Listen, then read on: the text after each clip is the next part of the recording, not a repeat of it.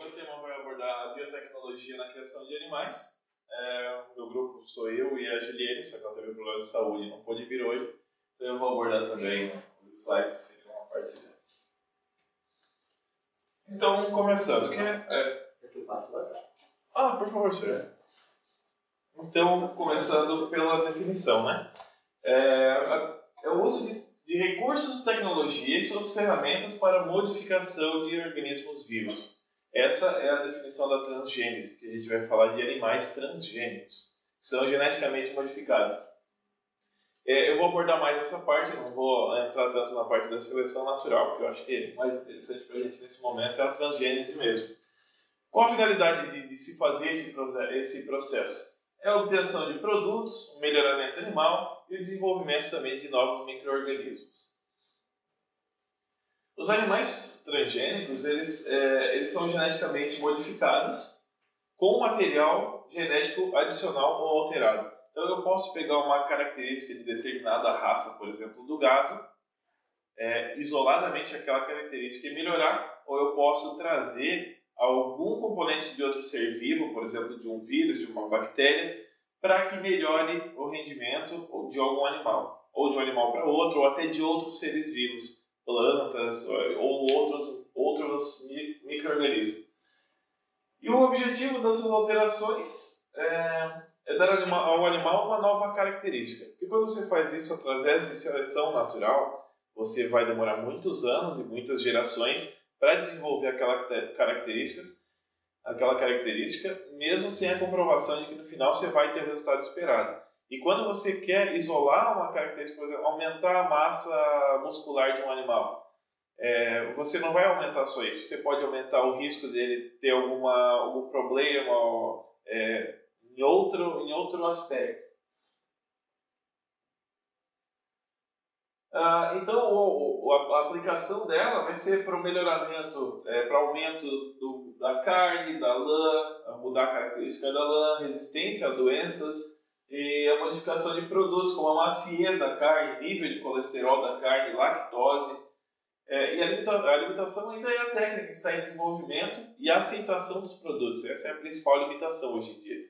Porque quanto às plantas, você já tem essa recusa da maioria das pessoas. Hoje em dia já você não acha uma ração que não tenha produto transgênico, praticamente impossível de achar, uma ração animal. Mas na comida a gente tem ainda muita opção de não consumir o transgênico. Então, a maior barreira, a maior limitação hoje é a aceitação do público quanto a esses produtos.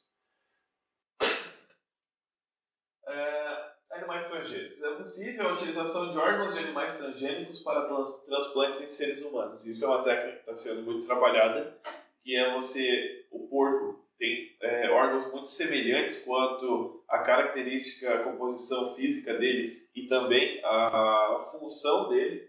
Então, através de técnicas, vou passar um videozinho ali, que é o knockout e o knock-in, que você vai mudar a conformidade das células do animal para se transformar mais próximo às características das células humanas. Para os animais também, a gente obtém dessa forma o crescimento mais rápido e com menor porcentagem de gordura na carne, como eu já falei, e os animais também resistentes a doenças. Então, a clonagem também faz parte do nosso processo de biotecnologia, mas ela é bem diferente da transgênese, do animal transgênico. Pode ser usado as duas técnicas aliadas. E quando que você vai usar isso? Por exemplo, eu criei um organismo. Esse organismo custou muito caro para desenvolver. O aperfeiçoamento desse organismo foi muito complicado. Então é mais fácil fazer um clone que vai gerar um organismo idêntico àquele do que eu refazer todo o processo para conseguir mais um organismo igual. O primeiro organismo que foi clonado foi a ovelha Dolly, que é uma ovelha da raça Finn Dorset, em 1997. Todo mundo aí deve lembrar. Foi o maior away, matéria do Fantástico. E teve bastante polêmica na época. Isso eu já falei, pode passar. Então eu vou passar o videozinho aqui. vi que a galera também usou no mesmo canal, um canal chamado Biotech. É um canal do YouTube que tem vários vídeos, vários conceitos sobre biotecnologia, muito bacana. Esse vídeo é tirado de lá.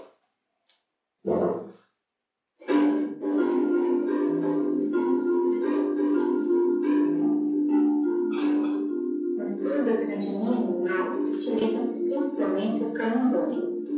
Eles são animais pequenos, de baixo custo de manutenção, comparado a outros vertebrados maiores, têm a genética bem definida e têm um curto tempo entre gerações.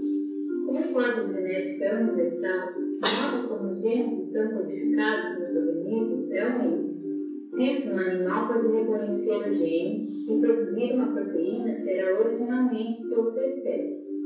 Muitos desses animais geneticamente modificados são gerados para servir de modelo para doenças e auxiliar na pesquisa. Um gene bastante utilizado é o GFP, encontrado em águas vivas. Ele produz uma fluorescência verde que pode ser vista sob luz UV e é um bom marcador, pois quando inserido no genoma do camundongo, torna células verdes. Dessa forma, podemos ligar um segundo gene que não gera um fenótipo tão evidente junto a este. Saberemos que ele estará sendo expresso se a fluorescência verde estiver presente. Mas como fazer esses animais transgênicos? Vários métodos são utilizados para a transgenia animal. Um deles é a microinjeção de DNA, em que é feita a injeção do gene desejado no pronúcleo do óvulo fertilizado de mamíferos. O gene irá se incorporar no genoma dessa célula, que então, quando implantado no útero, irá se desenvolver no organismo completo com esse novo gene em suas células. Outro método envolve primeiro a inserção do gene novo em uma célula-tronco, para que depois esta seja inserida no blastocisto. O blastocisto irá se desenvolver e gerar um animal quimérico. Isso significa que algumas células terão um material genético diferente das outras, pois no blastocisto estavam células modificadas e não modificadas.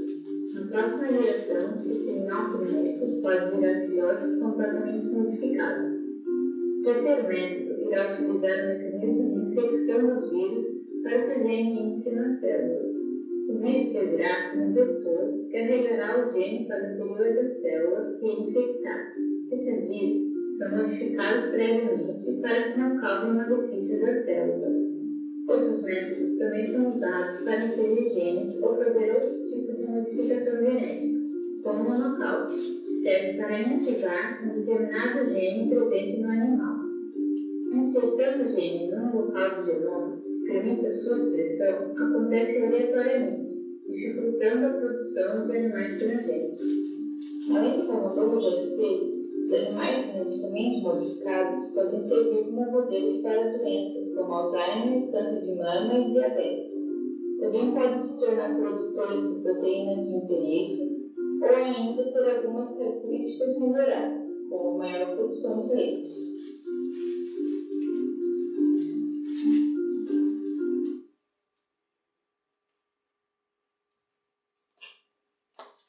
Então tá, vamos lá. Foi comentada ali uma técnica de você alterar um organismo que é através de retrovírus. Você modifica o vírus para ele chegar lá e alterar o DNA desse animal. Isso também já aconteceu na natureza. Existe uma galinha que coloca um ovo azul. Não é a galinha da Angola, é uma outra galinha. E essa galinha adquiriu essa característica após ser infectada com um vírus. Isso já foi pesquisado, eu não lembro o nome agora da raça. Mas é por isso ela coloca o ovo azul hoje, porque em um momento um vírus alterou o DNA dessa galinha e o ovo passou a ser azul. Porque os cientistas então criam os animais fluorescentes. Como foi falado no vídeo, muitas vezes não é só para o bicho brilhar na luz negra ou brilhar no escuro, como tem alguns outros. Um gene específico você não tem como medir tão apuradamente se ele está se expressando ou não está se expressando no animal, se ele está ativo ou não está ativo. Então, associando a essa proteína, que é da água viva, o GFP, Green Fluorescent Protein, quando você associa, se um está expressando, se o animal está expressando alguma fluorescência, essa proteína, esse gene também está ativo, o segundo gene, que é o gene de interesse. Então é por isso que é criado esses animais. Mas não é só por isso. Faça isso aí. Aqui eu vou dar um exemplo, a seda da aranha. Aquela teia de aranha também, chamada de seda de aranha. A seda de aranha ela é uma fibra natural que é simultaneamente mais forte que o aço e mais flexível que o nylon. É extremamente leve e ainda por cima biodegradável, biocompatível com o organismo humano. Então hoje ela é o santo grau lá da engenharia de materiais. É um material que é tentado reproduzir, mas é muito difícil. Então as aranhas, pelas suas características, elas são territorialistas. Você não consegue criar de forma eficiente uma quantidade muito grande de aranha para produzir para você a seda de aranha. Mas tem um outro animal que a gente já utiliza ele há centenas, talvez milhares de anos, que é o bicho da seda, a larva do bicho da seda. E ela já produz, a gente já consegue, porque ela não é um animal territorialista, você consegue criar em grande escala. Então já foi alterado, já estão tentando alterar para que ele produza a seda de aranha, a teia de aranha através do bicho da seda, que seria muito mais fácil. É difícil, o que eles conseguiram até agora é uma seda mais resistente, mas ainda não chegaram no resultado da teia de aranha. Outra forma que eles estão também tentando é através do leite da cabra. Tá? Foi inserido esse gene também na cabra para produzir a seda de aranha através do leite.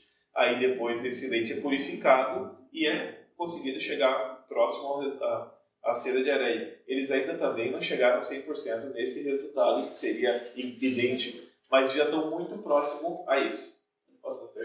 O que eles têm no momento e é comercial é através do GFP, é produzido a seda colorida, a seda com essa característica de fluorescência. Não é só através do GFP, o GFP é o da água viva, mas também usam de corais marinhos, de outros organismos marinhos que têm fluorescências diferentes. Por quê? O comprimento de luz ultravioleta, que seria essa luz aqui da direita, ele é invisível para a gente. Ele é praticamente invisível. Você vê, parece que ela está desligada, mas é uma lâmpada de 26 watts, enquanto essa daqui é uma de 6 watts. Então ela é muito mais forte. A gente vê esse resultado, a gente vê essa luz refletida em objetos. Então, como ela reflete essa luz, passa ali, certo? Aqui, ó, peraí. Volta lá. Vamos ver se vai voltar.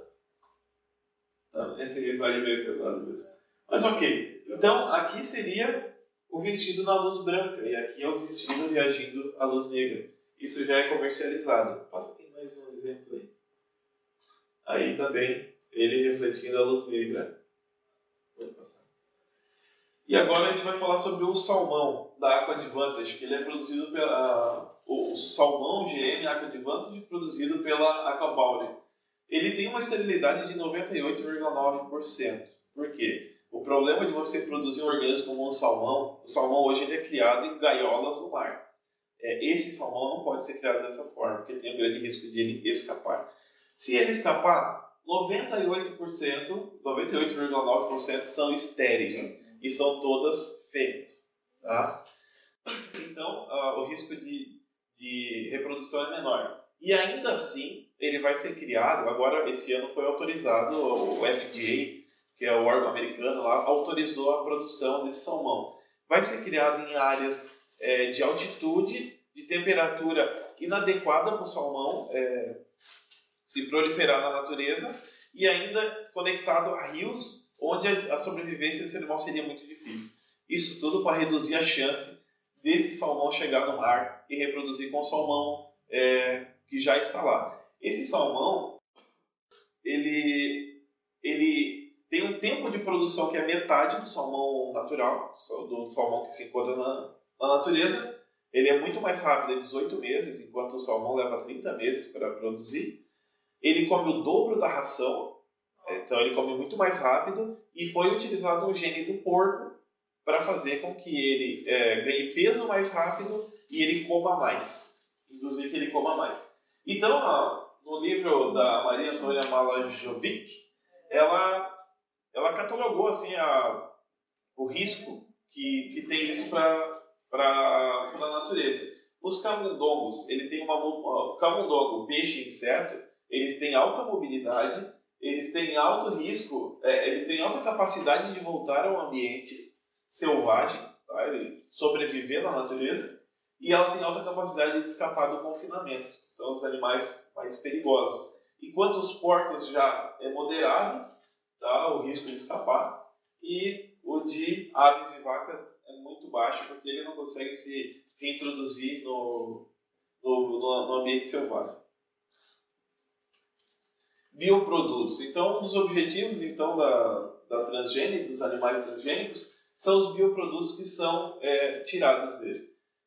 A gente já falou aqui do leite, da vaca, cabra, ovelha, porcos. Não é.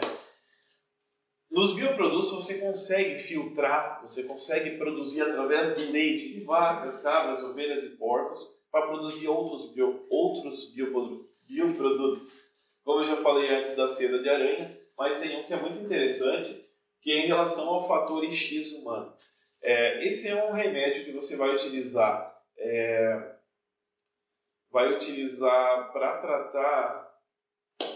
Como é que é o nome?